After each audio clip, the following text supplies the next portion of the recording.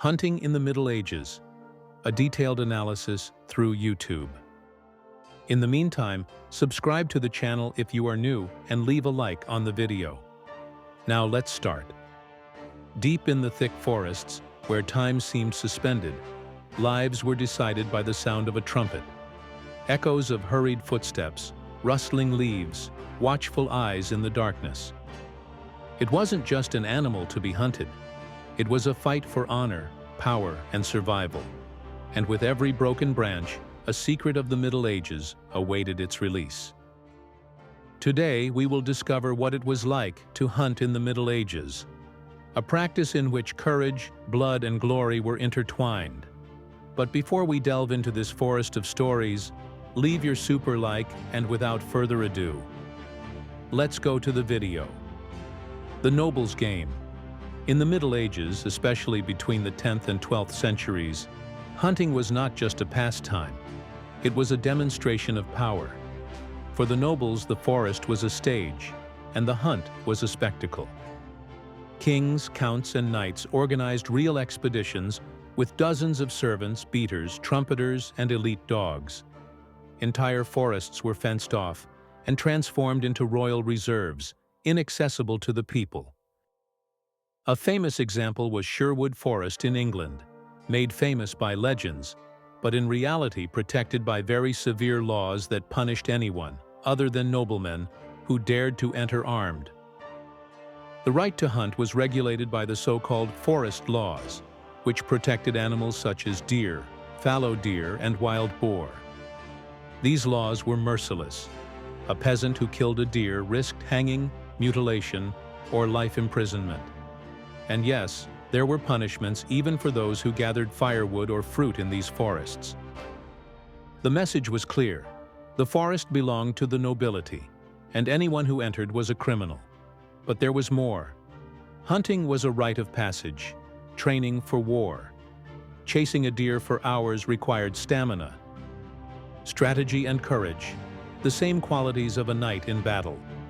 In the end, it was not just the meat that was sought.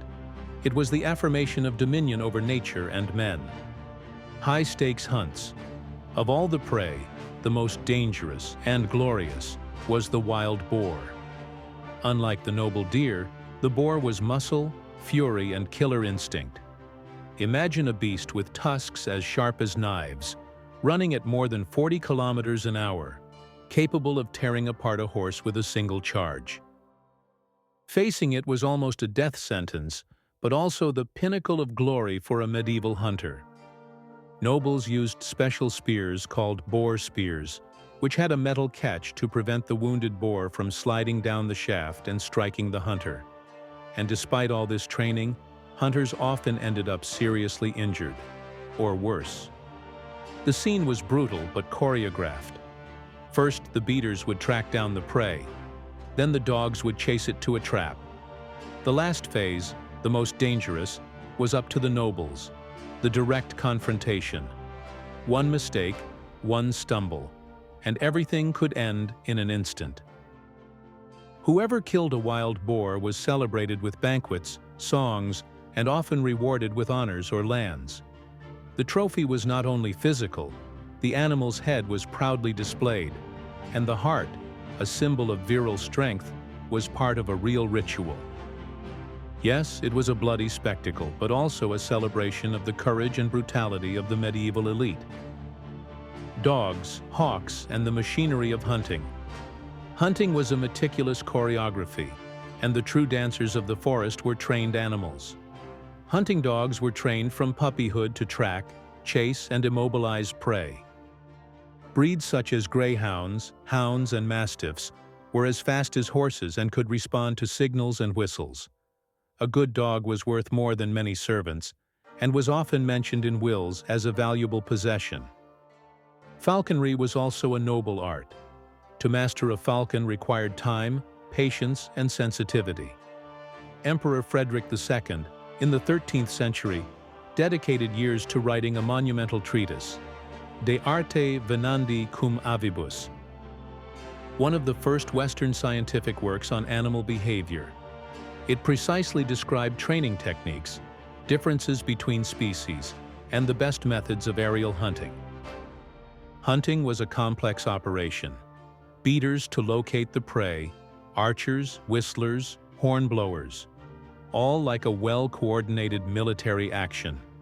And as in an open-air theater, the culminating moment was reserved for the noble, who raised the trophy amid applause and songs, like a true hero of the forest. The dark side of the forest. If for the nobles the forest was an aristocratic park, for the peasants it was a place of mixed hope and terror. Most lived on the edge of large reserves, guarded by armed guards and cruel laws. Yet hunger drove many to illegal hunting. Thus was born the legendary figure of the poacher, half folk hero, half criminal. Men and women, yes, even women, knew every path, every tree, every rustle of the forest. They moved at night by moonlight, with simple bows or traps made of wood and rope. They were looking for a rabbit, a bird, a hare, sometimes a small deer, enough to feed a family.